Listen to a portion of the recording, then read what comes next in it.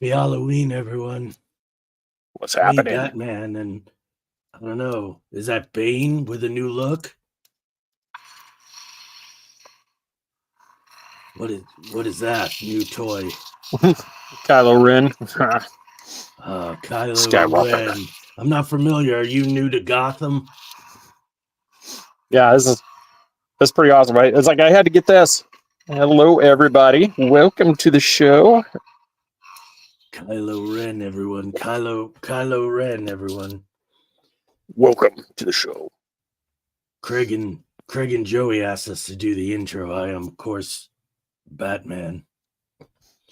And I'm a very I'm bad not going to Kylo kill Ren you. impersonation. I want you to tell everyone to like, share, subscribe, and watch our show. Right, I'll Kylo? cosplay. I'll be Kylo Bane. Kylo Bane. Kylo I Bane. like it. I'll see you in the street, Kylo Bane. All right. I'm going to roll their intro. Happy Halloween, everyone. You're in for a good show. That's an awesome toy. I got to get one of those.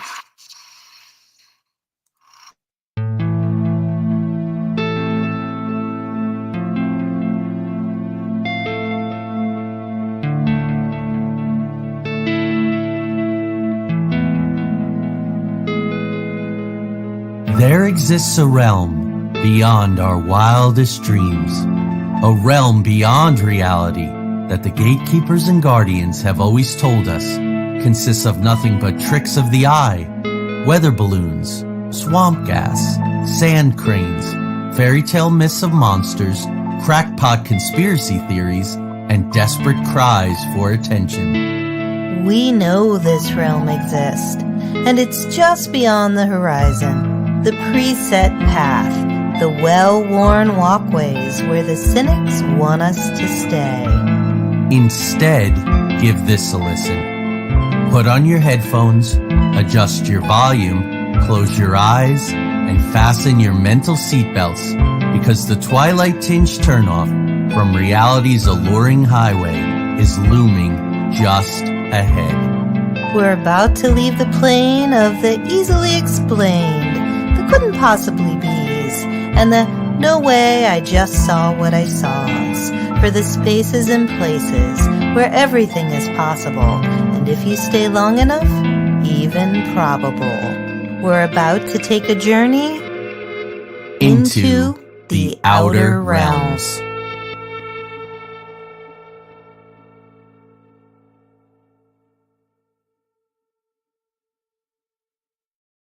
Sinister Mysteries Edition number 49.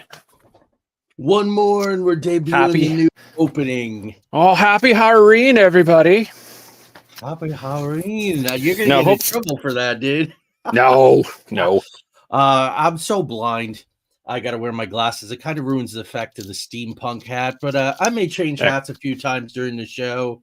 I was not prepared, by the way, to do a Kylo Ren impersonation, so that's okay. You texted me and said, like, you're going to be Batman, right? And then you well, you showed me, and I'm like, okay, you have to do it in the voice. I'm like, yeah, then I was just... Yeah, that's my Michael Keaton mask that I got probably like 20 years ago. So that's awesome. Everybody, welcome. Urban Legends, totally fun. But I think some of these are kind of scary as hell, too. Yeah. Oh, yeah. Yeah, definitely. That's, I said, because I think, we'll be talking about these things. These are a lot of them, these have been, as we discuss these ones, people are going to start noticing that Hollywood uses a lot of these stories for, just kind of, they intermix. And Joey actually came up with a really cool lineup. They actually, especially when I was doing the research, I could see the natural flow between them. Yeah. But you're coming, just not only the names involved and stuff, it's like, yeah, that works, as you're leading into the next one. So so welcome. Yeah, keep it up, Greg. Yeah, like I said, it's my son. We got this one for him. Like I said, it's actually, it has I think the battery's dead on it, but it actually has a voice, thing. So yeah, that's we're Star Wars nerds. Yeah, and that, there you go, La Llorona. La Llorona. Security captain. So you're going to talk about her a little tonight. Yep, that's going to be one of the ones. That's the last one that we have on the thing here too. And so, yeah, sit back, enjoy your candy if you have some. I said, in your And beverage of choice. Craig, in between each segment, is going to ask the audience your favorite this or your favorite that, or do you prefer this from column A or this from column B? So join in. It helps us out in the algorithms, and we love your participation. So, Craig, you want to our first three are almost like how can you do urban legends in America without doing these three? So you're going to start us off with the Hook Man. The Hookman legend. The first, let's do a little housekeeping real quick. Everybody, if you do us a favor, like, subscribe. We get it. We got to get YouTube to 1,000. What's going to help us? I mean, 500 is going to help us interact with the audience a lot more too. So if everybody just goes over to Joey Medea channel and just subscribe, just hit the notification. It's one of those, even if you guys just prefer Facebook, if you could just log into, YouTube, and all you're doing is you're doing us a favor. That's all.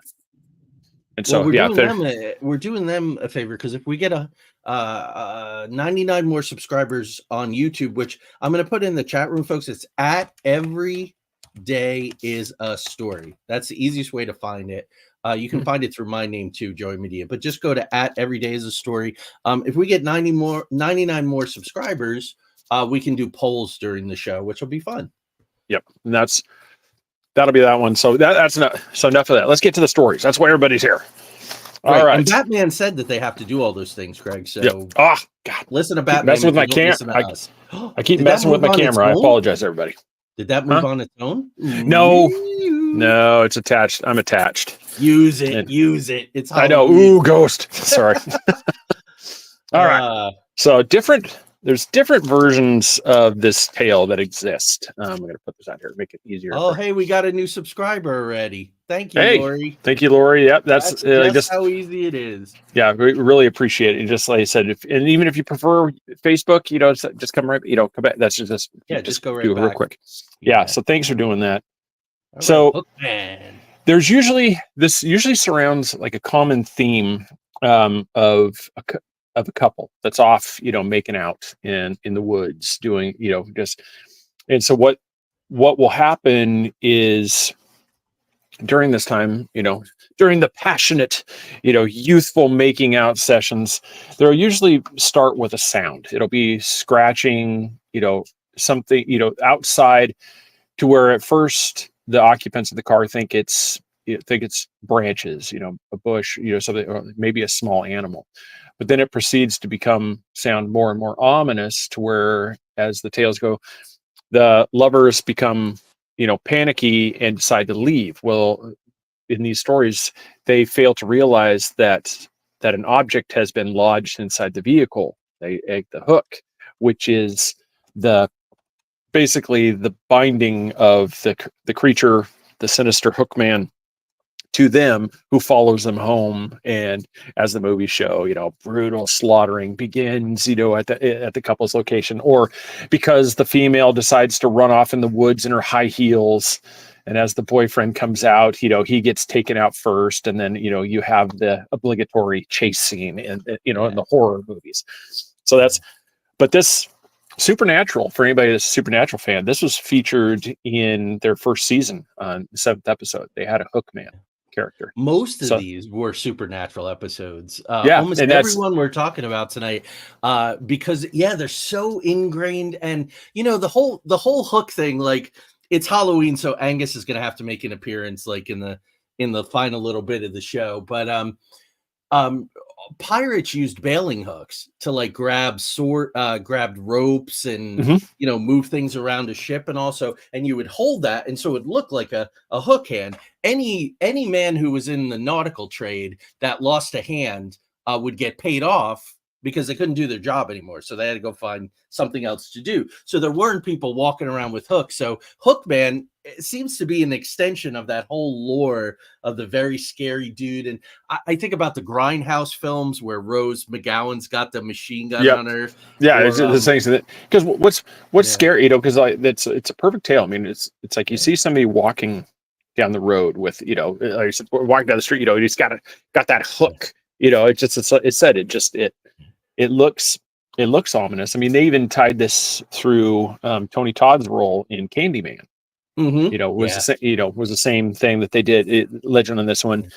The origins for Hookman seem to go back to the 1950s, where the teenage stories where a lunatic escaped from a Pennsylvania, insane asylum, and this also tied into around that time. In the late 1940s, there was the Texarkana Moonlight Murders. That was done by, I think I'm gonna butcher his first name. I think it's U.L. Lee Sweeney was the guy that was rumored to have been. He was only convicted of burglary, I think is what it said, but he was never convicted of these things. And and so this is and I want to say the Texarkana was 5 or 6 things, and it was and the targeted people were couples in the same scenario where they were off isolated, and the first couple escaped, this guy, the attack, but the identities were always interchanged. Like I think the first attack, they said it was a black man, the other one said it was a tanned white guy, and so it's like they never really. I think it's still unsolved at this point, if I'm not mistaken. There's ones, and it really cemented itself into what's for the show. The urban legend really cemented in everybody's psyche after Dear Abby featured a column. Oh. Yeah, and this is in 1960, and this one was somebody, put out their tale of the Hookman type thing, and then this is where, at that point, it really cemented itself into the lore and became the legend that is the Hookman. Very cool. And my favorite version, you're going to be a tough act to follow tonight, sir. That was awesome. When they drive away and they thought they got safe and they get out of the car and the hook is embedded in the car. I think that's my, because you don't know what the hell happened, how close you came to death. But you want to hit the audience with the first survey question? Yeah. Well, we'll go with this one. So everybody, just put it here. What's the worst Halloween candy for everybody? This is where the poll works out great, but just, is it circus peanuts, candy corn, or Smarties? Put it in the comments. I love 2 of the 3 of those. Circus peanuts is for I'm me. Gonna say. The circus peanuts for me are just nasty. Those are just orange flavored styrofoam. I agree. Those are the ones that I don't. They taste like hydrogenated oil. Well, everybody hates on candy corn. And I'm like I said, I know I'm biasing the poll here, but I'm telling you, it's like it for me. It really comes down to the circus peanuts or the chalky Smarties. Like I said, those are the 2 out of the 3 there. But for me, candy corn is a heavenly nectar sent to us by the gods. I absolutely love candy corn. Man, we've had 3 candy dishes full of it over the course of October, and then we won't touch it again. The autumn mix from Brock's. Autumn mix is the best one. That's the one that has the pumpkins, has the chocolate candy corn, and then the regular candy corn. And Brock's is the best brand. You can come at me, bros or broettes. I don't care. Brock's is the brand. So that's the one. So I'm with you. That's what we were doing, but I didn't have any chocolate ones. So I'm going to move on to Bloody Mary, and it's going to be pretty quick. I have one that I'm going to lay on a little. The other ones are pretty quick, so we can keep talking about cool stuff because we're almost a quarter way through our first hour. Bloody Mary, which Beetlejuice is out now, and Beetlejuice is really the manifestation of Bloody Mary in another context. But so it's basically, everybody knows it. That's why we had to cover it tonight. But it's a ghost of a woman who appears in a mirror when her name is chanted 3 times in a dimly lit or candlelit room. And I have some mood lighting tonight, so I'm not going to say her name 3 times because I'm here alone and I don't need that crap. The origin of Bloody Mary is in European folklore. It may be a woman accused of witchcraft called Mary Worth, but I really think it's Queen Mary the First who went by the moniker or received the moniker of Bloody Mary. Craig, I didn't know this before. A few days ago. This is tied to Victorian era rituals. I'll be curious if anyone in the audience is familiar with this. There was a tradition where a young woman would walk backwards upstairs with a candle, and the object was to try to catch a glimpse of her future husband.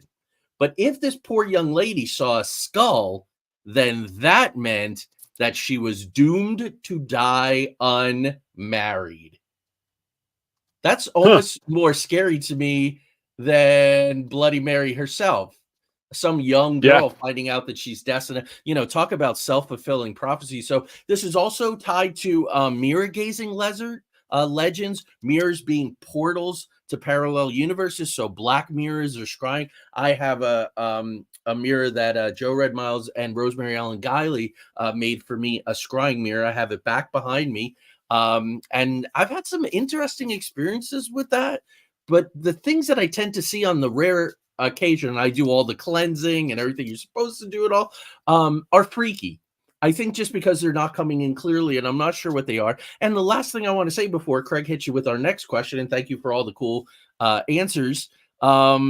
Teenagers are a theme tonight as a very vulnerable population to urban legends that, Craig, I really think by the end of tonight, folks will see that this is incredibly topical and may actually become something we have to contend with more and more. But they use it as a test of courage.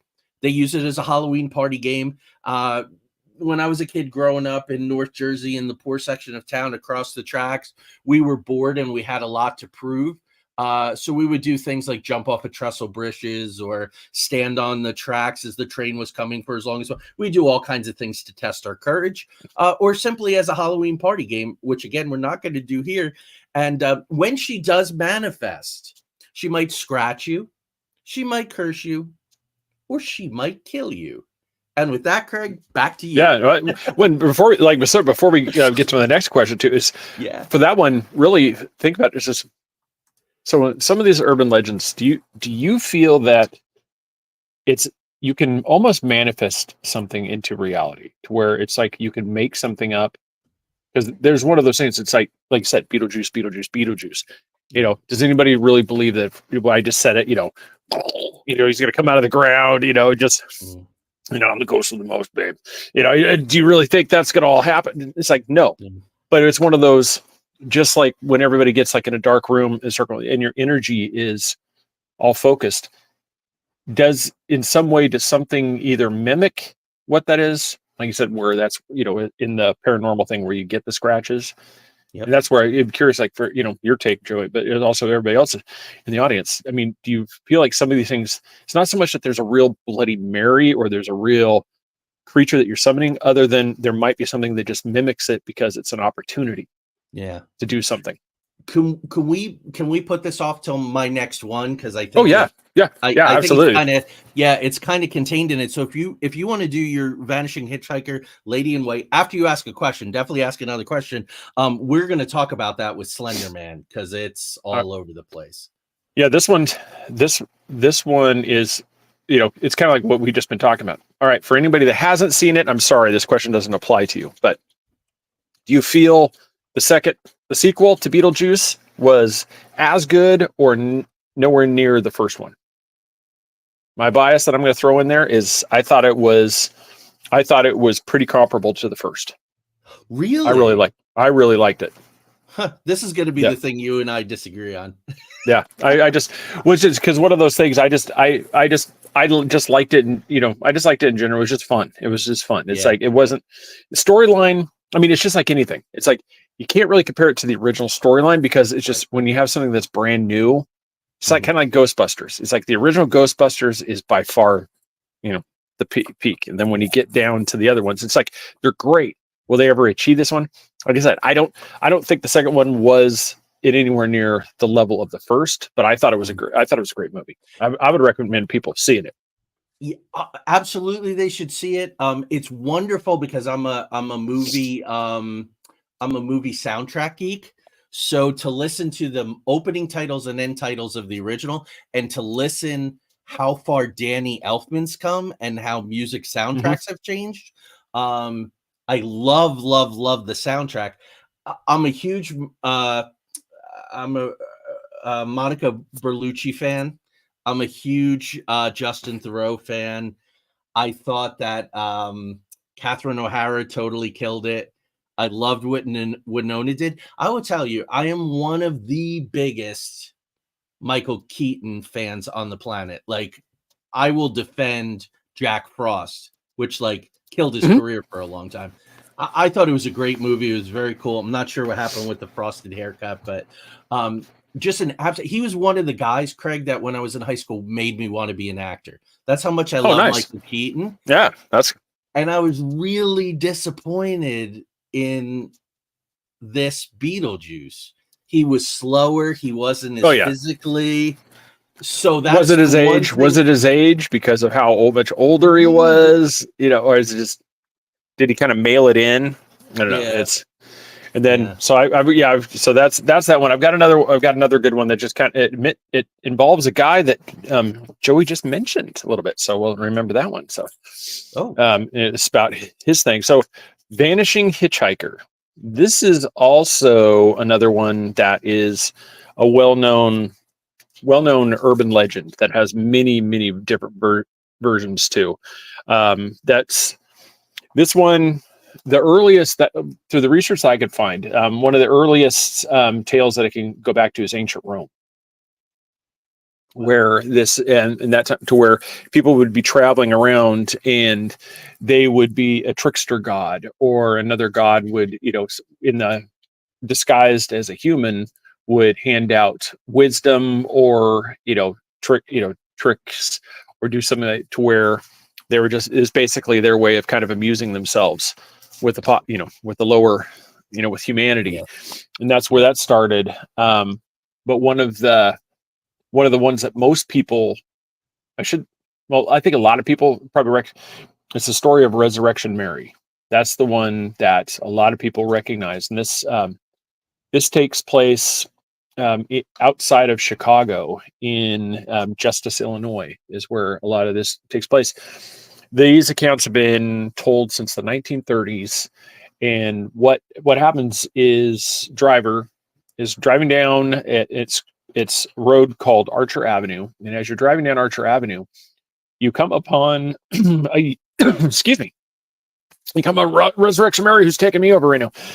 You find a young woman in a white dress, blonde hair with blue eyes, and is looking for a ride on the side of the road. And as most of the stories are, the guy, struck by her beauty, pulls over and says, "Fair maiden, get inside my vehicle." Or as modern day is, it's like, "Yo, babe, you looking hot? Get in here." It's like they do this. So they stop, they pick up the hot girl along the side of the road because guys, hey. And what they do is, as they continue on down the road, they approach a place called Resurrection Cemetery. And it's at this moment that, especially in this legend, she's vanished. She's no longer inside the car. And so, the words get stuck in my throat.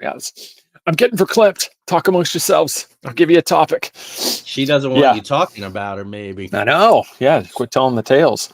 Yeah. So this one, so the tale starts with a young woman named Mary was attending a party, a ball at that time during the 1920s. And after leaving, she was struck and killed by a hit and run driver. Yeah. And buried in this Resurrection Cemetery.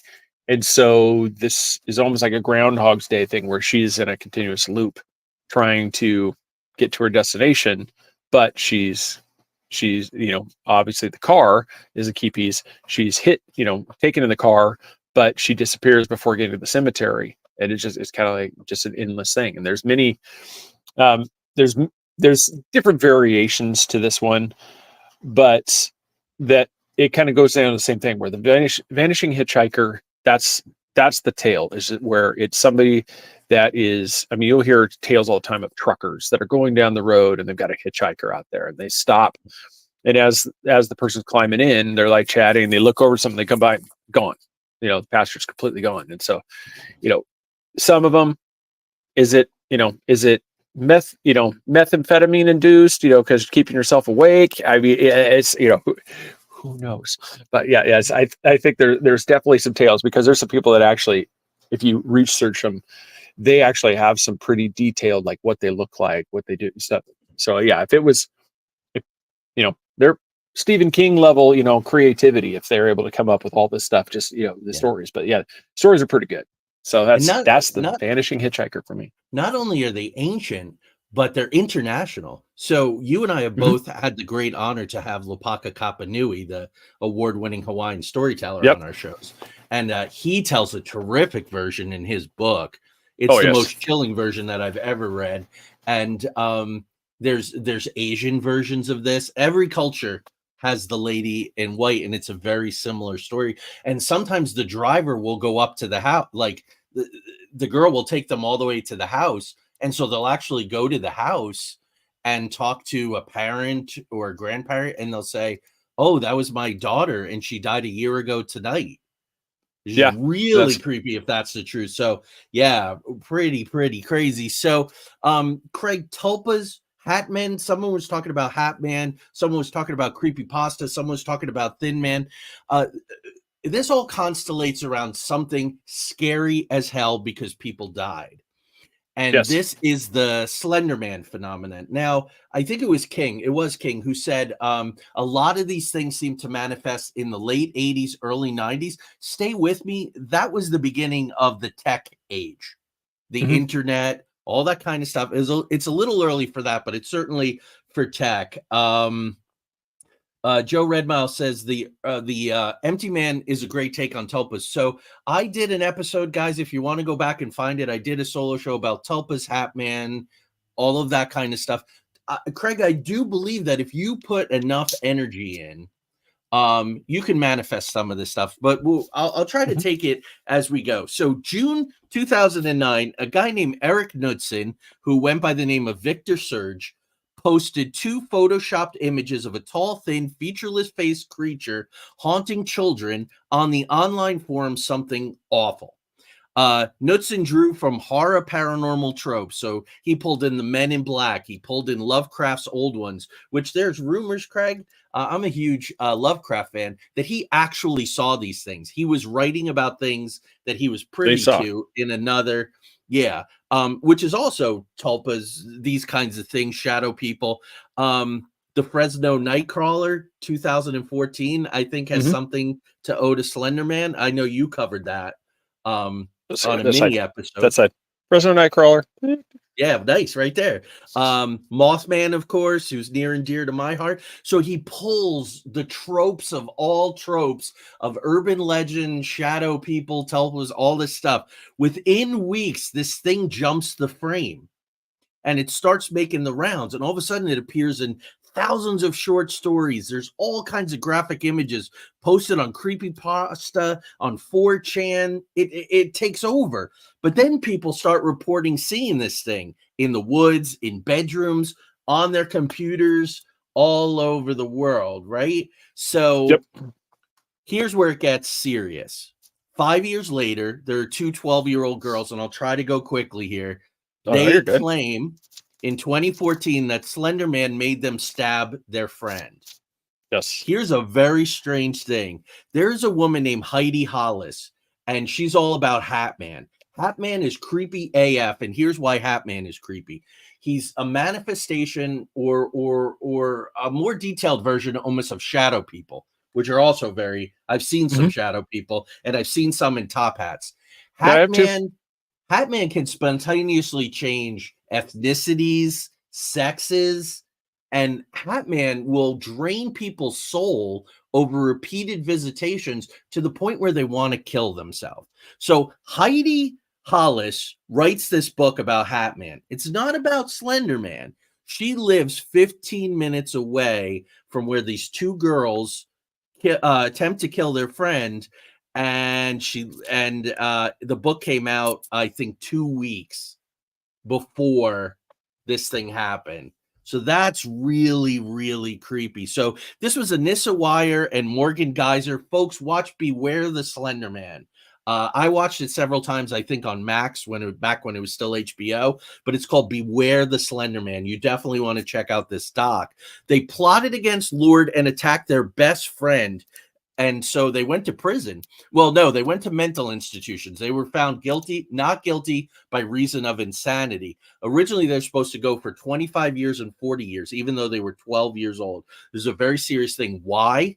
Because Morgan stabbed Peyton Lautner 19 times with a 5-inch kitchen knife. Anissa has Oof. been, Craig, I'm hearing all kinds of weird banging in my house, and I'm here alone. It's going to be a fun night here at the Creative Cottage. So the one was released conditionally. The one who didn't actually stab Peyton, she has to wear a GPS monitor, or she did until 2022. Her net access for the rest of her life or the foreseeable future is highly restricted. Morgan is still in a mental institution. She withdrew a petition for release, retrial, appeal denied. This was taken very, very seriously. But when you watch Beware the Slenderman, they show endless fan art of these two girls stabbing this other girl. So Slenderman is this wildfire kind of crazy thing. The girls, Craig, it reminds me of alien abduction. They remember some things, they don't remember other things. They remember hyper details, they have no recollection of other things. And they felt like their wills were given over to this being, Slenderman. So here's some theories. Is it an AI projection that used to be 2D?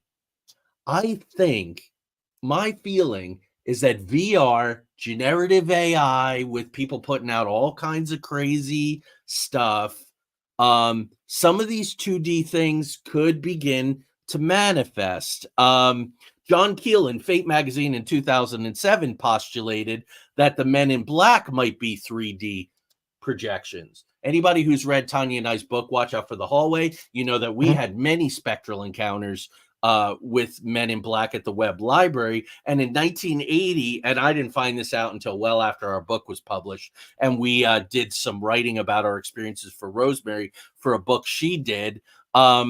Peter R. Rojewicz was a professor who was at UPenn Library. He was visited by a man in black. And he thought that there were people all around him in the library. And after the visitation, he found out he was all alone. And the man in black asked him what he was researching. Oh, you're researching UFOs. So these things can manifest other than physically.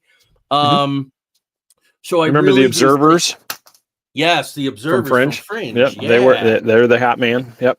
Yeah. I think as VR and generative AI begin to take hold, we have to watch, because through so many of these urban legends, Craig, teenagers and 20-somethings are the vulnerable population. They spend the bulk of their time in Horizon, VR chat, virtual reality. It concerns me. It does, because younger people have really rich energy on which to feed.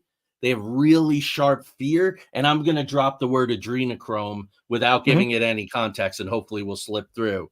But that high level of fear, these guys, please understand, I've studied these. I've experienced quite a few of them. They feed on fear, and they're opportunists. So they will ratchet up your fear. I'm winding down, Craig, on this. These things have probably, for centuries or millennia, they've existed in other guises. But you name something Slenderman, there's something out there, an opportunist entity, it's going to answer to it. If you summon Satan, some dark entity is going to answer. This is why I don't like Ouija boards, because they tend to dial low vibrational things, and they're like, to me, a Ouija board, and there are some people who use them very well, Craig, but for the average user, you're opening a window at 3 a.m. in a bad neighborhood, and you're going, yo, I'm having a party at my place. Yeah, Who's pretty much. walking down the street at 3 a.m. in a bad neighborhood? Not good people. Yeah, not the preacher.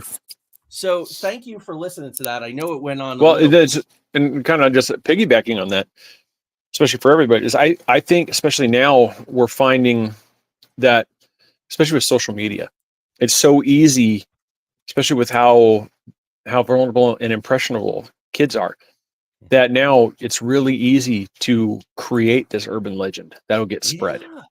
Yeah, in 2 seconds. Yeah, so it's one of those. It would not be hard for somebody to create, because I think I didn't really research much as I actually wish I had. I think there was several. There was one not too long ago where somebody was. They were basically almost felt that they were doing the bidding. Yeah. Of some, and that would turn into the urban legend, where you could have something like that, where it's created through the TikTok, movement, through, Telegram through one of these actual activities. And so I could see that. My hat is driving me crazy. I feel like it's off. I was thinking, Craig, we're doing pretty good on time here. And I know you're going to ask another question of the audience. So in Horizon, which is the new name for the metaverse, right? Horizon, which Zuckerberg, he wants everybody living in that thing. That's his major goal, where he can be a god, not even a demigod, but be a god.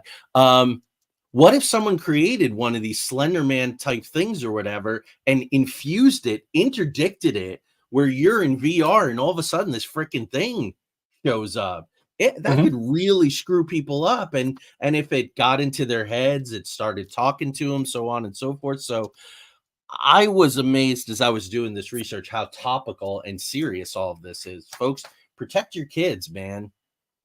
Oh yeah. No, it's definitely one. It's, we're all busy. It's like, it's easy to do, but it's definitely, it's like, just kind of let's, occasionally check in, see what's going on, with the kids for sure. Yeah. But no, no, go ahead. Fish. I'm sorry, dude. I spend quite a bit of time in VR with our youngest child. So spends inordinate amount of times there, and a lot of what I see on the walls in the different rooms we go into, and there's more and more beds and cozy areas in almost any room you go into. You're on a train and there's bedrooms and cozy rooms, and I'm like, what's with all the, she's like, what do you think, Dad? It's like for virtual hookups. And I'm like, this is a dangerous, and she's 24. Yep. She's 24. I mean, my kids aren't young anymore. And no, but when the kids were younger, there was still porn that they were looking at, but it's scary to me. I don't want to lay on it and ruin everything. No. It's definitely, it's part of the Sinister mystery. So Danny Elfman, you mentioned Danny Elfman. Yes. Name the movie that he voiced. That's a very popular one. That's a holiday crossover. Oh, this is a little bit of a trick question, dude. Yep. He sang, but he didn't voice. It's like I said, he did part for Jack. Yeah, but he didn't do the speaking voice, only the singing voice. Yeah. I said it's one of those. Guys, for bonus points, whatever that means, who did voice Jack Skeleton, not sing him, but who voiced? And can anybody? He had a really prominent singing role in also another movie that featured Rodney Dangerfield. That's another bonus points if anybody can remember where him and the band performed for the. Yes. And if you can name which movie that is. Speaking of that, and I don't think we see them. I think we only see it. There's also a classic comedy from the 1980s where a dude gets some money and he hires the band to play at his birthday party. Yep. Yeah, he was big. He was big in those things. Yeah. Yeah. And do you know that he's totally disavowed that? He doesn't want to talk about it. He says it's embarrassing. They did a theme song for a comedy sci-fi, and he's like, I can't believe we did that video. They talked me into it. I friggin' hate it. And I happen to love his band. I listen to them all the time. I think they're awesome. Oh, yeah. Yeah, the song is Dead Man's Party. I mean, it's like I said, it's fitting for Halloween. Yeah. Yeah. So of course, all right. The audience, I guess, is not into this. Yeah, folks, Oingo. Go boingo. Boingo. Treat yourself. Yep, as I said. Yep, there's the thing. I'm just surprised. Yeah, nobody. Just either they're probably stumped. Yeah. I mean, so I'll help. Just don't want to leave everybody hanging. Yeah. It's Nightmare Before Christmas. That's right. And the man who voiced Jack, not sang him, but voiced him, was Chris Sarandon. They sound really similar too, which is pretty, which is amazing. They do. It's cool when I found it out, but Danny Elfman in Corpse Bride, he does the Jangles. Yep. This is the story about our own Corpse Bride. Yeah, they partnered up nice, and that was really good. It was one of those. It'd be interesting to see if they ever do, if they're ever to do a sequel, go to some other holiday. Yeah. As I said, so that'd be kind of cool. All right, Jersey Devil, my home guy. So hopefully I do this thing. All right, so everybody's seen this. This is obviously we'll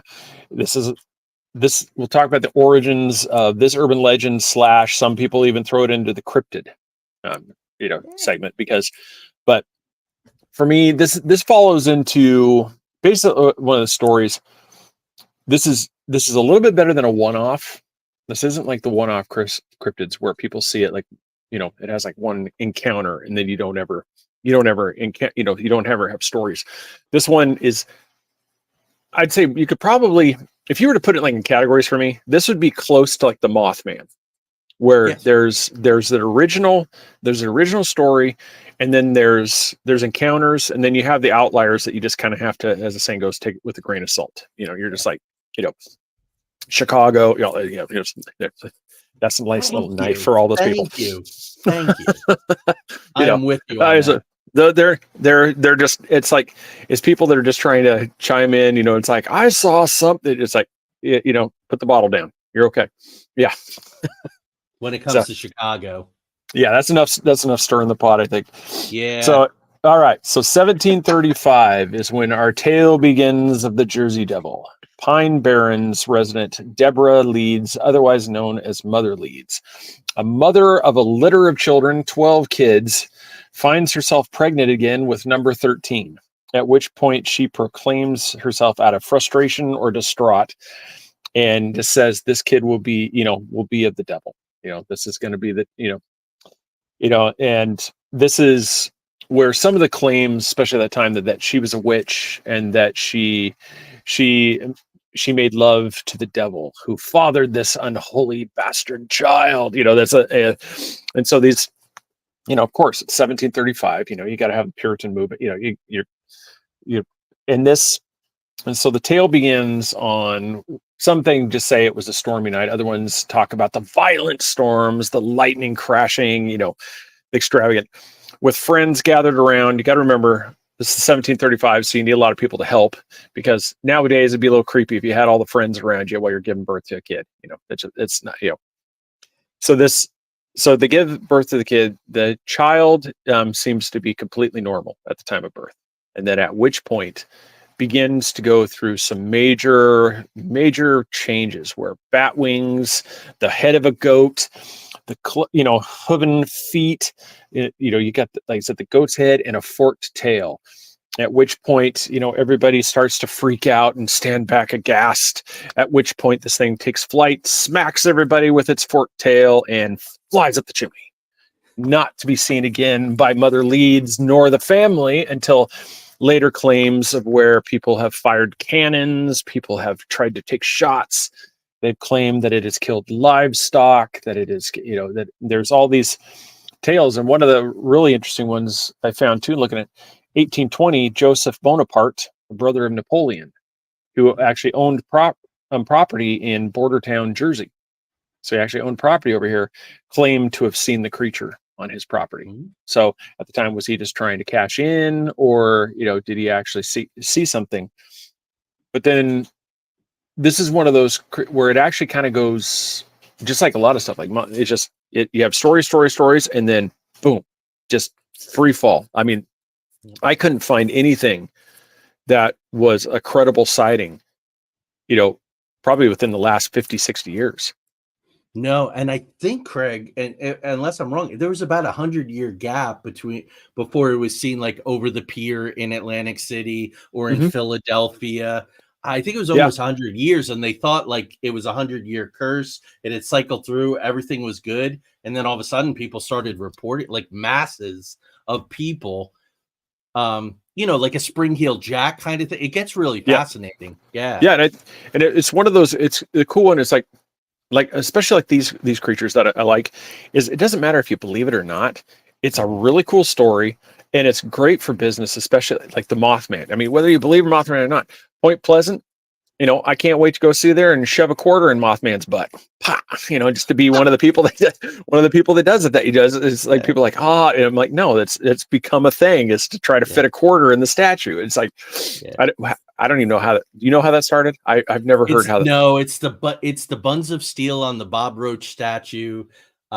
People take pictures. They rub the butt like you rub Buddha's belly or the They try to Blarney put a Stone. quarter in between the cheeks. Yeah. You know, it is. Yeah, you reminded Joe Red Miles, who has an intimate relationship. Hey, if you guys go to Point Pleasant, put a quarter in his butt. Go ahead, but then play my signature escape room down there. Yeah, I was escape room. Yeah. Hurricane Milton, killed that opportunity for me. It'll be there for a while. So I'm gonna have to go back. So yeah, it's this. Yeah. And what I'll do is I'll go.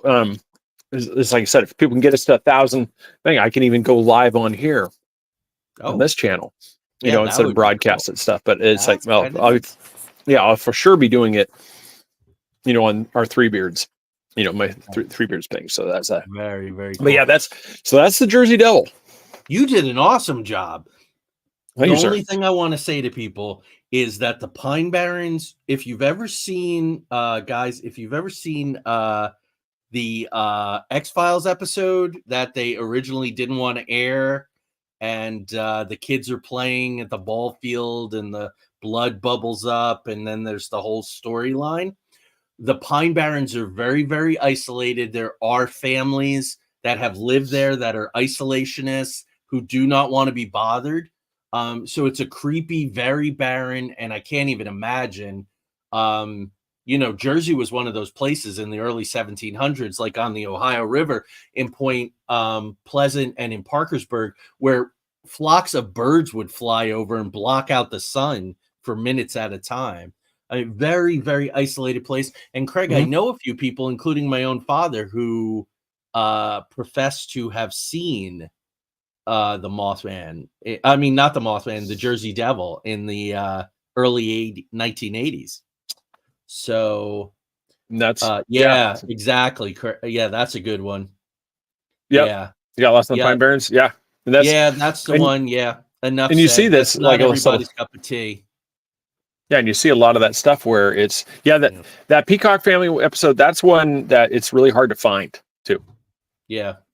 Yeah, that the family one episode of X-Files is that's one that's pretty much been because it was so disturbing to a lot of people. Yeah. That's, what, I'm doing a lot of supernatural stuff. What I have up here on the screen about indigenous people are always trying to link these tales to indigenous tribes. It's happening all the time in the Southwest on Route 66 to sexy things up, some of the ghost stories and all that kind of thing. It's just an unfortunate part of it. But growing up in Jersey with the Jersey Devil lore, they didn't pull indigenous people in it. So, there's all types out there, right, Craig? Well, that's where those things like where I was saying, like there's categories, kind of like the Van Meter visitor. There's these ones where it's like the one time off one. So I hear where it's not tied in any lore. It's like, according to this one, the origin of this story was 1735. So it was origin into would have been settlers. It would have been somebody that was, colonized over from the old world over here, would have been one of those families that's in one of the colonies. And so, this is one of those tales where it doesn't seem to have borrowed any trope or any tale from an indigenous tribe. Yeah. This is one of those where it seems to be kind of a whole separate by itself, kind of like how the Mothman, those type of things. Yeah. And that's one of those things too, is like kind of like, it's like there almost needs to be, a canon, we need to have a canonical, we need to have a conference where everybody comes through and we put categories to these creatures. Yeah. Bring all the stuff. And that's, and that's one of those things. It's like one of, Ryan talks about all the time, it's his pet peeve is everybody calls everything a skinwalker. And it drives him insane. Exactly. We can only control everything's a Wendigo or a skinwalker. And his mind's like, yeah, because the best way to keep our sanity and keep doing good work is to concentrate on our piece. You know what I mean? Yeah. We try to do the best job we can. So that takes you to you. Well, no. Give us another survey question. All right. So this one's going to be a tough one. All right. This is going to divide everybody. Michael Myers, or it said it's you've got these camps where they so is it Michael Myers or Jason? Who's the better? Who's better? Like I said, who's you have to get rid of one, Michael Myers or Jason. As I said, there's no I'll take both. There's no nope. It's like one has to go.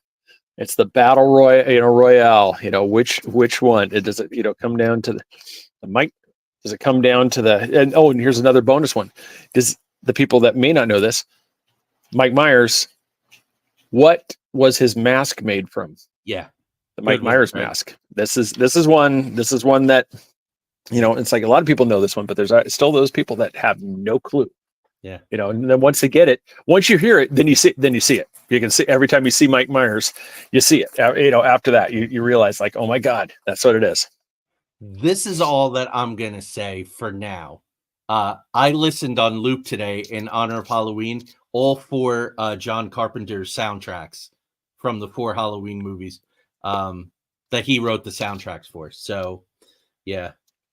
Joe, a couple people got it. Yep, there you go. So, Joe. Yeah. Yep. Cisco got it. Ryan's got it. And it's just, yep. That's who it is. It's William Shatner. And they altered it. And that became Mike Myers thing. It's a lot of stuff.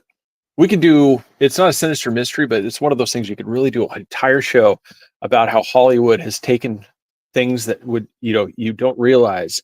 And then it's just like, they turn it into this thing and you're like, oh my God, it's amazing what they, the little just things that by chance, because they needed something and somebody ran with it and they're like, it's perfect. And yeah, all it is just an altered, William Shatner mask, so so that one's pretty good. I agree good with job. Cisco Lady Liberty. I do love The Thing. I also too, when we just watched it a couple nights ago, I really like In the Mouth of Madness, being a huge H.P. Lovecraft fan. Mm-hmm. I love In the Mouth of Madness. It's such a good, fun, and terrific soundtrack. Heavy guitar. Really, really, really good soundtrack. So, all right. So this will be a quick one. Black-eyed children. Yes. Black-eyed children. So they have no visceral sclera, iris, or pupil, just pure black eyes. And some priests have put forth the theory, why the black eyes? Because these are demonic beings that have taken human form, and God will show a corruption. No demon can take a human form and be perfect. There's always a tell. So that seems to be Catholic reasons for that. They often appear between the ages of 6 and 16. So, Stephen King to, just about everyone. Demonic kids are scary AF. Also, too, are the black eyes a way to show us that they are soulless? If the eyes are the window to the soul and they have no souls, do the eyes show up as black? So the thing about black-eyed children is they provoke a level of fear in people that is off the charts. Like, they freak people out badly. In a word, they're sinister. They're real quick, I got to address Ryan. Oh, I don't know where Jeepers Creepers came from. I do know that the person that I think, what was his name? Victor Salva, I think is who was director. He was inspired by Hitchcock. I do know that. I'm not sure where he got the actual thing from. So sorry. No, cool. Right, jump right on it. Yeah, and that was, he said you better know it. So yeah. So they're related to men and women in black, shadow figures, the DJINN.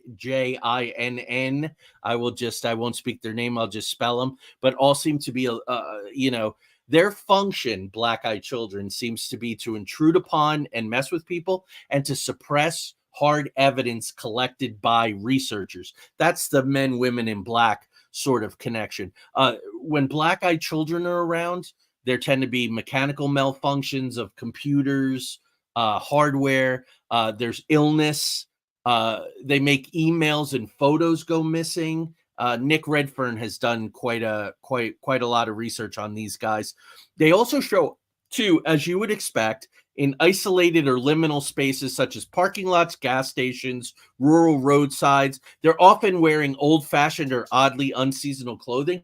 Another link to sort of the trickster energy of the Men in Black. And the worst part, folks, is if they show up in your home, at your home. They can't show up in your home. Here's the thing. They will request help. They're a little kid. Please, sir, may I have some more?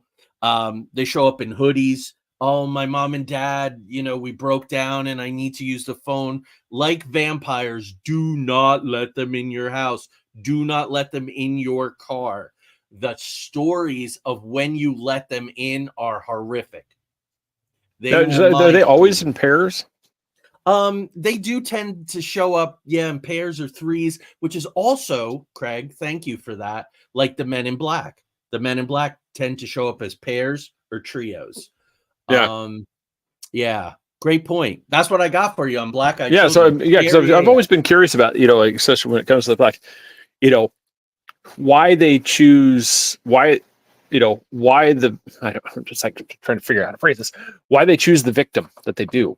Is it wrong place at the wrong time? Is it something that these people have been involved in? I've never seen if anybody's ever correlated.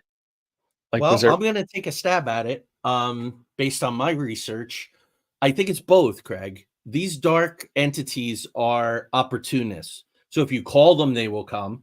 If you go into that neighborhood at 3:00 in the morning, you're more like, the liminal bad neighborhood at 3:00 in the morning. But because of the researcher angle, like Men in Black will typically, they're there for a reason.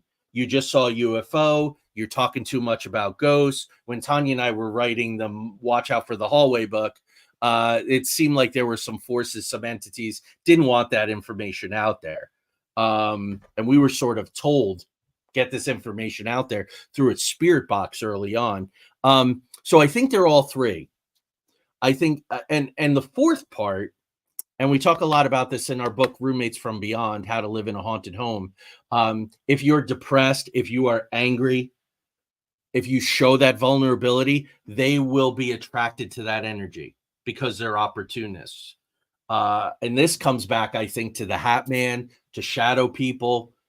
You got to watch yourself because, right, the 4 levels of a haunting is manifestation, infestation, oppression, and possession. So when Tanya and I were doing a lot of field work, you want to get in there in the manifestation stage, figure what the hell's going on, because once it starts to infest, it wears you down. By the time it's oppressed you, it can own you. It can own you. So that was more of a long-winded answer than you asked for. Yeah. I apologize. That's perfect. Yeah. So, all right. Question. All right. I was trying to figure out how to best word this one, but what we'll do this, we'll just kind of go with which one was better, Leprechaun or Pumpkinhead? So that's Leprechaun's got Jennifer Aniston. That's all I'll say. Yeah. Leprechaun or Pumpkinhead? Which one? Which one? Come on, that's on everybody. It's like for those that haven't seen them, this is when we're in kind of the I'd say almost the silly horror films of the 80s.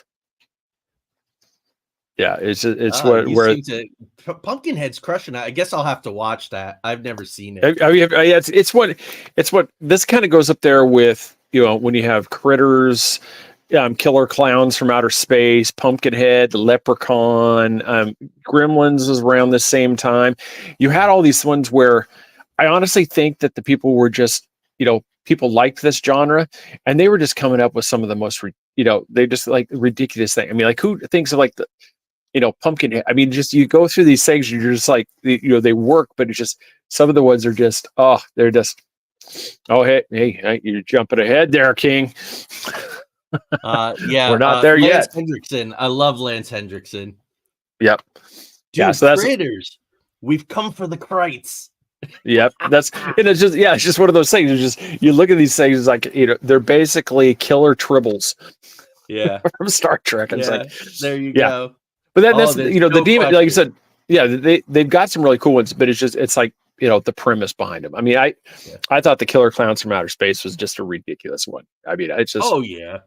I got to jump to the next one, but last thing, it's like for me, like Chucky, never scary because I'm sorry, a 2-foot doll comes running at me, I'm field golden that sucker right clean out of the house. I mean, it's gonna be, it's like Yeah. it's good.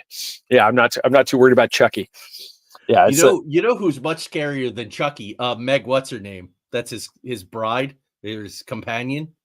You know who I'm talking about? The actress. She's got the high, breathy voice oh and the yes, jet yeah, I know. black hair. Meg. Yeah, I can't think of the name. Yeah. Her sister, I think, is also an actress. Yeah, She's telling you, scarier than he Tony's like is. Killer Clowns is so bad it's good. I know it's one Oh of those. yeah, we It's own it. yeah, Let me put that up there. Yeah. Yeah, that's Oh, Meg Meg Tilly. Tilly. Thank Yep, you. thank you, Meg Tilly. thank you, thank you, thank you. That's She's all scary. right. So let's. I'm kind of butchering this thing, but it's La Llorona. I think is how you I pronounce think it. 2 L's is ya. Yeah. So yeah, La Llorona. Llorona. Yeah. The Weeping Woman.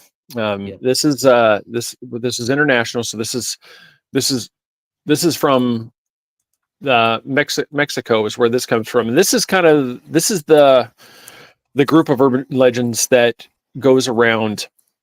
When you put this out there, you said like the Crying Bridge. This is the one where you're near some body of water, and there's the entity, the woman that somebody that is in mourning, that there's loss in here. And the short version of this one is this beautiful woman from Mexico fell in love with a Spaniard, and he fathered 3 children with her. Well, she was always after him for to be married, and he always just kept putting her off, putting it off, saying, I no. Well, he ends up marrying somebody else, and what happens in this one? And King, you let me know if I butcher this in any way. So, it's like, but this. So she takes these children, and then after finding out that the Spaniard has married, she is so distraught that she actually takes her children down to the river and drowns them, and then proceeds to kill herself. And so now there's ones, as people King might know, like where it's actually that.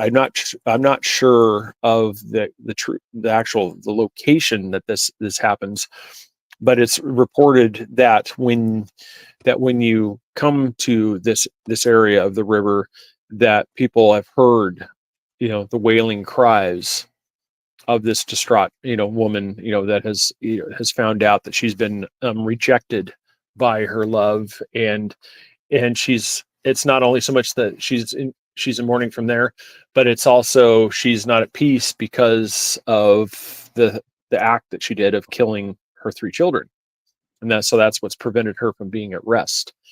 And so this one is, and I think this is one that has been this. It's kind of the cool thing about Hollywood. They take stories and they twist it, and so there's always they use these things, but they take this. But they'll take that general idea and they'll make a completely different movie about it, just on how it is. But this is one that there's been a lot. That's kind of those things. It's, and I don't know if it's because it's Spanish, like it translates over there, like people have taken the story over there and it's told there. And this is where we said at the beginning of the show, it's like, does it manifest that way? But because people keep telling it, now it's established itself somewhere there, because people keep telling about some bridge in Spain, and now this has happened. So now you have it in 2 locations. So do you end up with some entity that kind of opportunity to there, it shows stuff. But yeah, so that's the Weeping Woman, La Llorona, if I'm saying that correctly, hopefully. I think that you are. There's a bridge in Southwest Pennsylvania. Our schedules didn't go, but there's the thing now where you take your car, you honk your horn, you say a certain thing 3 times, your car stalls, you can hear the cries, and where supposedly other distraught women have thrown their babies into the water. It's not just in Southwest PA. Yeah, some pretty creepy you know, I don't know. Things catch on, and everybody wants to. Mhm.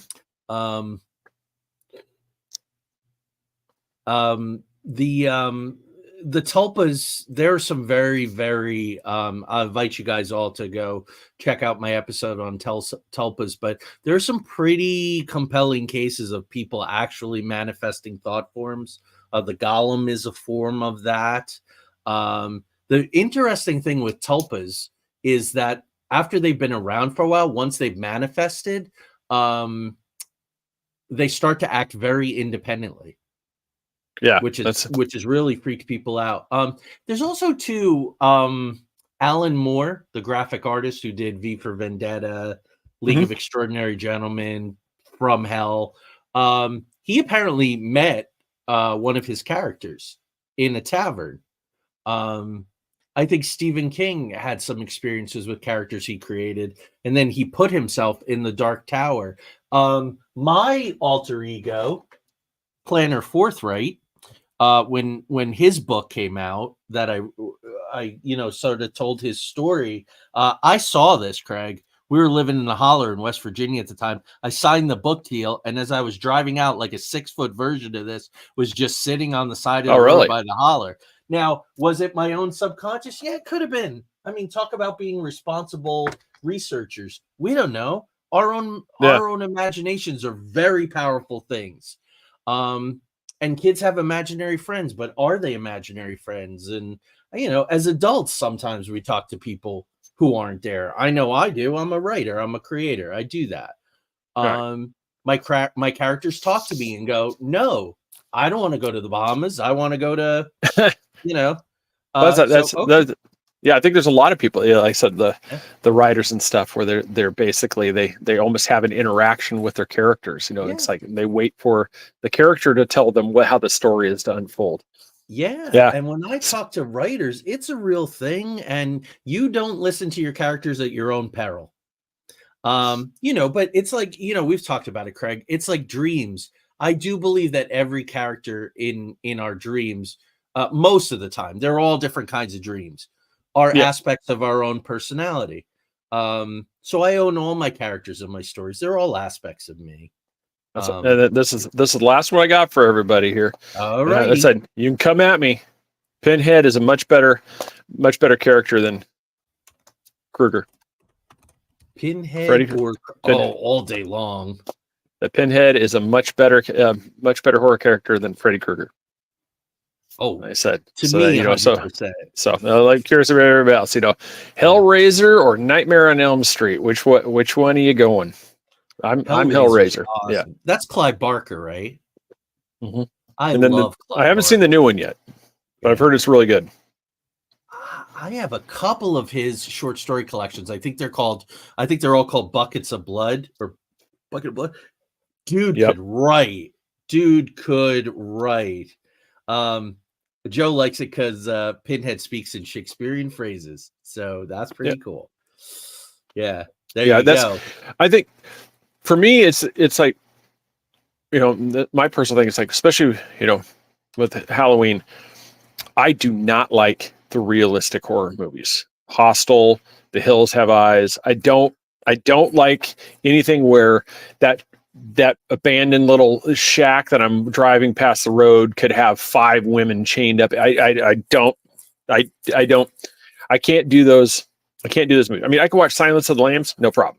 But for some reason, like the movies like those ones, what was the one where they went into underground in the cave, and the name, torture porn. Here you go. Oh yeah, that's right. You can see it without me putting it on the screen. Is that what you're talking about? Not my thing either. No, it's like the realistic, like, where like somebody's kidnapped and and basically you're killed. Night of 1,000 corpses. Those ones I can't do. Like those things. But I can, all day long, I can watch stuff like Hellraiser and things like this. Like for me, Nightmare on Elm Street was never scary. It was almost over the top ridiculous. Oh yeah. It was in those type of ones, there's not really any fear. Like I haven't watched The Terrifier yet. I've heard that one's pretty gory.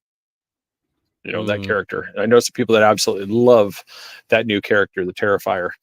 But that's for me and those in the general. But there's I think a lot of the ones where it's based like the realistic, like, and that's where it's like dichotomies. I don't know why I hate this one, but I don't mind like the ones that are based off the true, like a serial killer. Yeah. Those I have a soft spot. Those don't bother me. Serial killers. I'll watch anything with serial killers. Like I could watch something based off of like Ted Bundy. Like I said, that's not going to bother me. But for some reason, people being kidnapped and having their Achilles heel severed as they fall into state, freaks me. I'm just like, I can't do it. No, cutting off their own limbs to escape a room. Saw. I can't do Saw. Yeah, these the trucker serial killers, also the hobos riding the rails was the precursor of that on the railroads. I think Anthony Hopkins did a movie. I think it's called Victim Zero. But that's a very, very, I've got a few people that have told me this, and I'll show you like with my hat off, and they say that I absolutely should do this character sometime as Halloween. They said that I could pull it off, and I'll put it up here on this. I'll put it up here on the screen. I'm looking for it. Yep, it's right here because this one. All right, why don't you put it up? Oh, whoa. Yeah, dude. So if I was to put like I said, get the little top hat. Wow. Interesting. Now, I don't watch those kind of movies. What is that, Saw? He's from Night of a Thousand Corpses, and I think American is it American Rejects? I think it was the other one that he was from. The Devil's Rejects. Yeah. Yep. Well, Sid, but that's what I've had a few people tell me that I could pull off. I could pull that one off. Great. Oh, Devil's Rejects. Devil's Rejects. Right. Yep. The soundtrack for House of a Thousand Corpses, Rob Zombie. That is a killer soundtrack. Yes.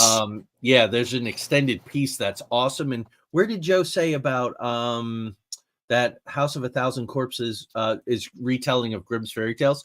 In that extended soundtrack sequence, you hear that. Yeah. Come play with me in my rabbit hutch. Yes, that's a lot. There's a lot of them, and I think that's one of those. I think they might have done it, but I'm surprised that they haven't touched more on like the Rumpelstiltskin as a trope, for more movies, because that one would be more of fall into that horror thing. Like you would really do that one. So yep. I'll never look at Craig the same way again. I know. That's why I said, with a bald head, bald. Do the smile. There you go. Pretty good. Yeah. I'd hire you.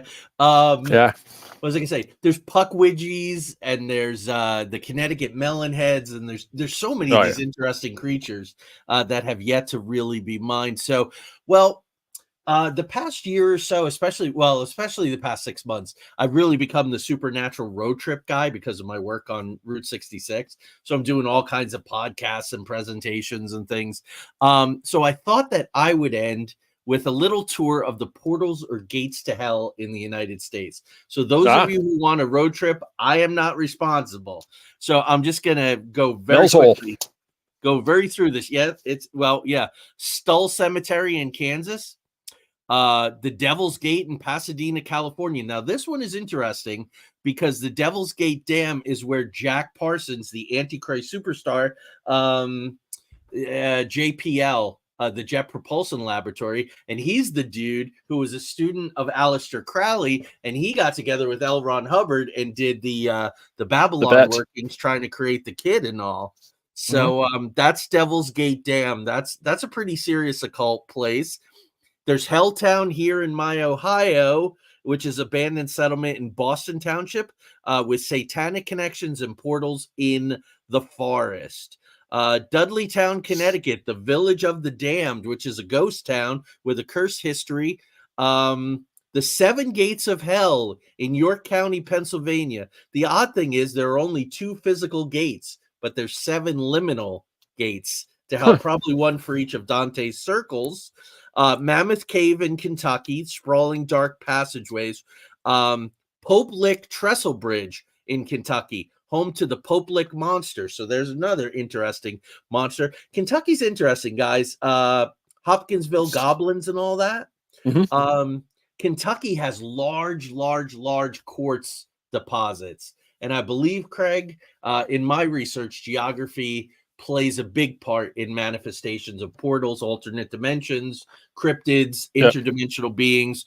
Just wanted to point that out. The Devil's Tramping Ground in Chatham County, North Carolina. Barren circle in the woods where nothing grows. So that reminds me of fairy circles. That reminds me of saucer nests.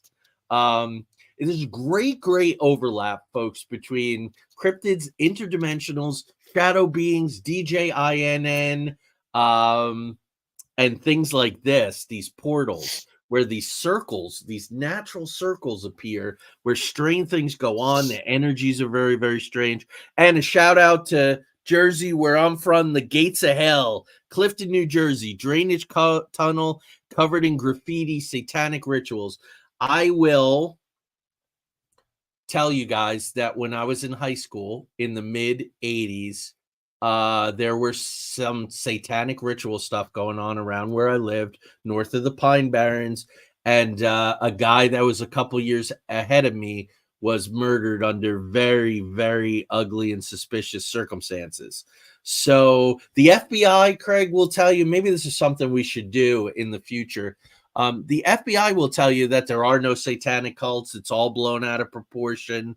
But some of my research and some of my experiences, some of the things I've seen, I don't know if Tanya is still in the chat room or not. We went out to one of the igloos. We had heard some dark stuff was going on. The igloos in the TNT area in Point Pleasant, West Virginia, home of the Mothman. And there was a plaster head broken in pieces of a hog, full size, like hog's head, plaster, and some other things, black candles and things like that. So these things do exist. Don't be. Yeah, I think there definitely is. I think there's still a lot that, from one of my favorite movies, The Ninth Gate.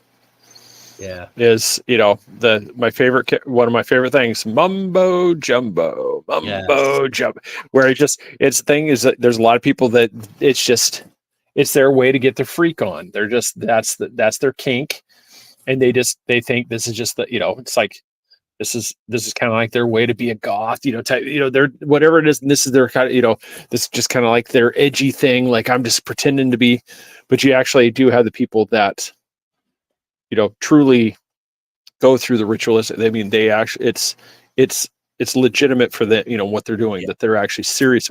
And so those are the ones that you have to watch out for.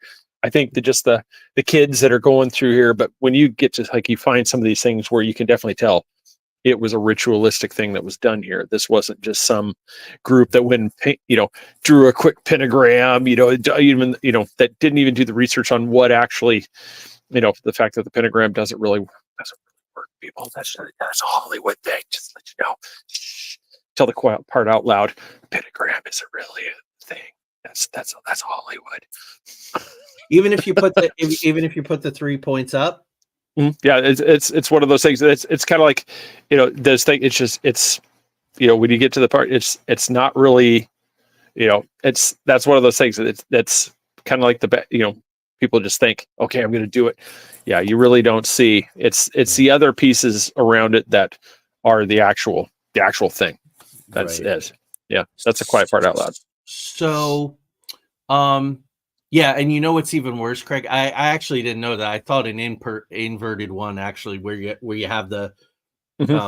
No, I'm sorry, I've got it backwards. When you deny the Trinity and put the 2 devil horns, I thought that counts. Yeah. It's kind of like that, but it's one of those. It falls into the same thing too. It's like, what happens if you're wearing the pentagram like normal, and then you lean down and pick something up? It's inverted. Yeah. It's just, it's the type that it's one of those things. It's the symbol itself. It's what goes along with it too. And it's Right. like you said, if you just go draw the thing right now, nothing's going to happen.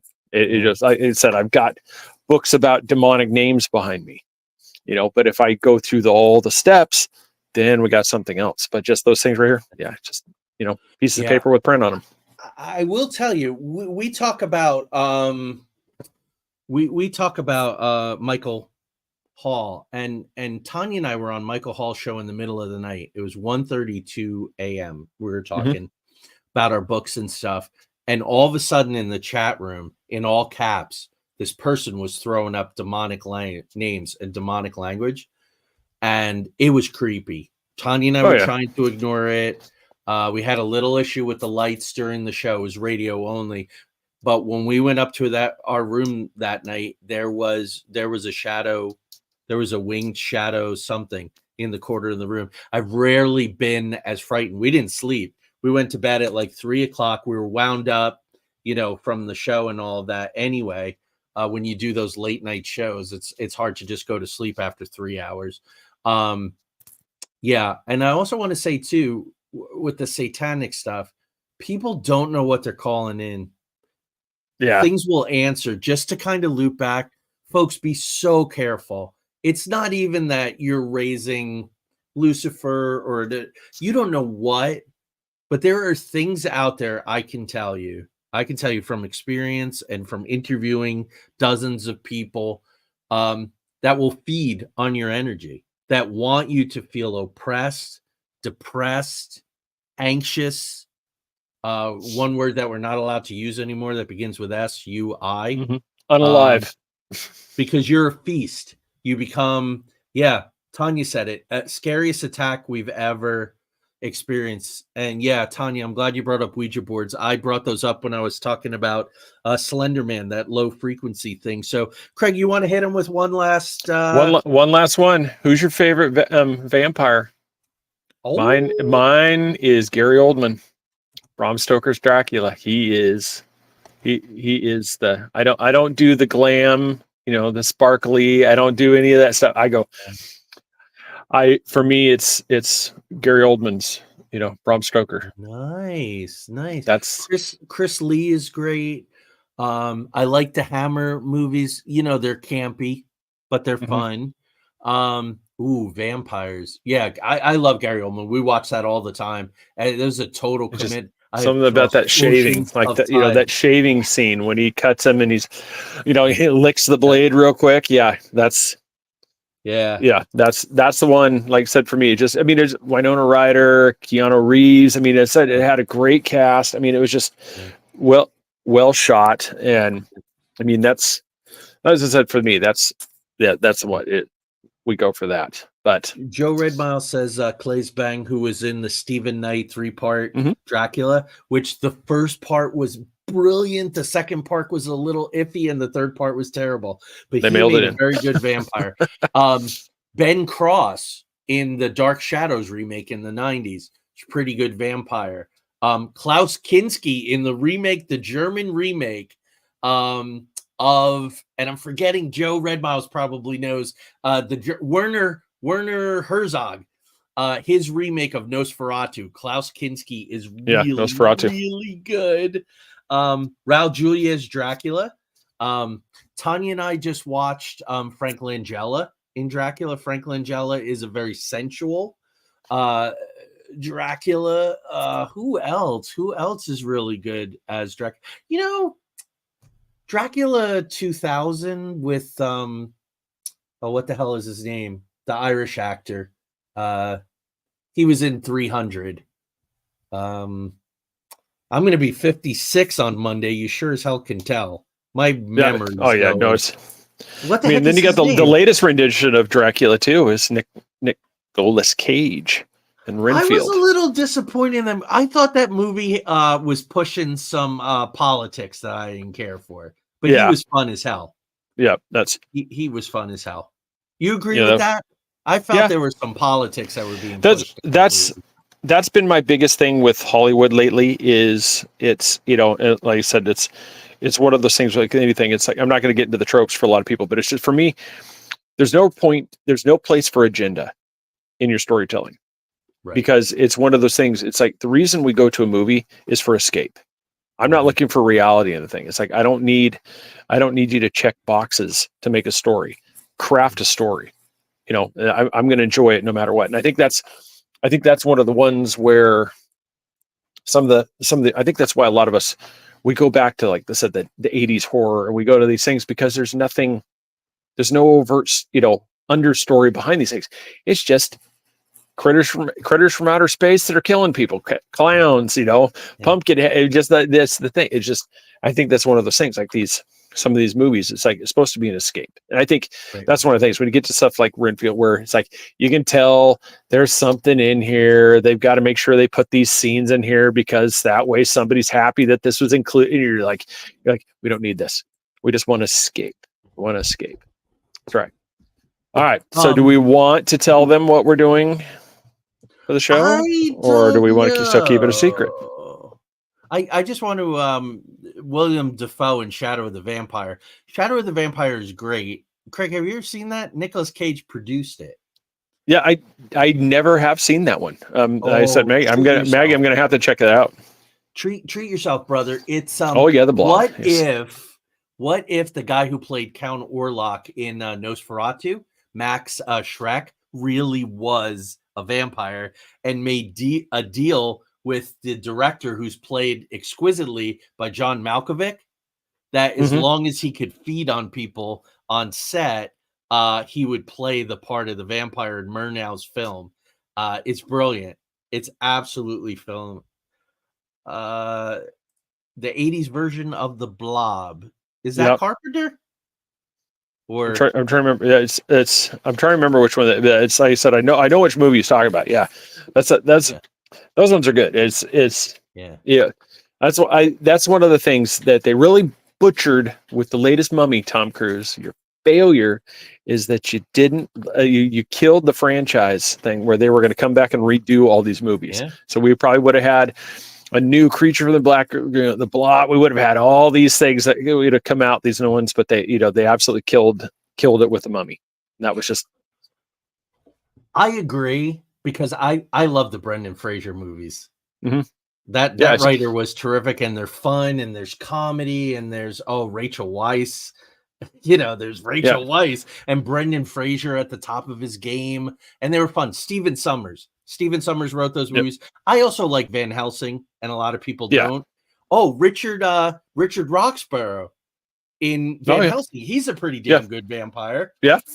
I put that in there. Yeah. I forget what I was gonna say. But one more hack, guys. Angus McGregor, the Scottish pirate, wishing you happy on Halloween there. Or Samhain. Happy Halloween. Samhain. And then, like I said, so keep it a secret. Is it okay if we don't tell them? Mm-hmm.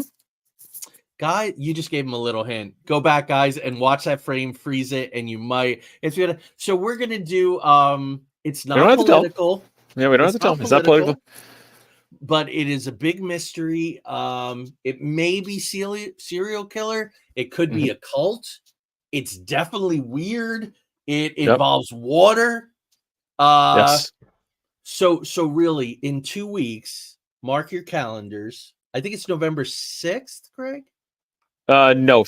So I think the 13th. It's the 14th. I'm sorry. 14th. It's the 14th.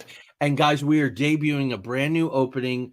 It still will come through the Into the Outer Realms because it's easier in the way.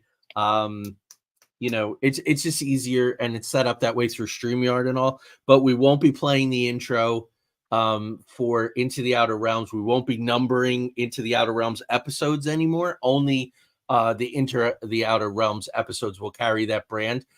Sinister Mystery is going to be its own thing, and we have a new opening that we've been working months on, Craig? Yep, months. Yeah, we got that. I said that, and then we have a new outro. We'll have a new intro. We're gonna have. We're hoping that it's going to be. So definitely bring a friend, share it, mark it on your calendar. Yeah, got to be there. And thank you. Our numbers are going consistently up, so thank you. Yes. I know there's a lot of people that don't participate in the chat room; they just like to watch. Craig, a lot of people I know watch it after the fact. So 3 or 4 or 5 days later, they'll contact me and say, I caught the episode. And we appreciate that. Thank you, everybody. Crew, yeah, some of the Three Beard crew will watch it on my Every Day is a Story and put a lot of comments, which helps the algorithms. Yes.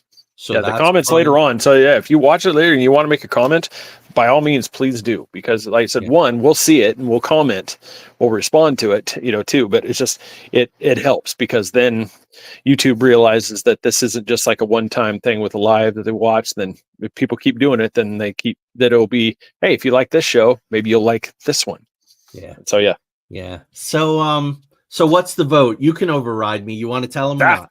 Now we'll wait. We'll keep it a secret. All right, guys. They'll see it on the banner. So like I said, it's going to be one. It's like a continuation, a little bit of tonight.